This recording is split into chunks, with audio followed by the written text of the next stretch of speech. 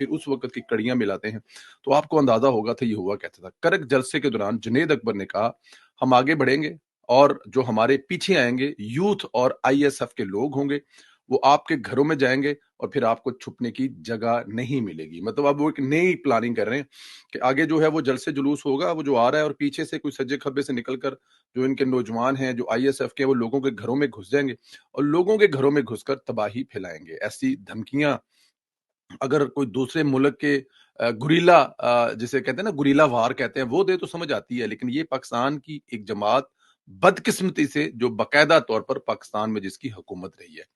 इमरान खान साहब ने इसी किस्म की धमकियां 9 मई से कबल दी थी कि हम लोग आएंगे, आपको पता नहीं चलेगा और हम लोग कोर कमांडर के हाउस के बाहर जाकर आग लगाएंगे। हुआ फिर 9 मई के दिन आपने देखा कैसे कोर कमांडर में घुसे, कैसे फौजी अफसरान के घरों में कैसे घुसे, कैसे फौजी अफसरान के दफ्तरों में घुसे।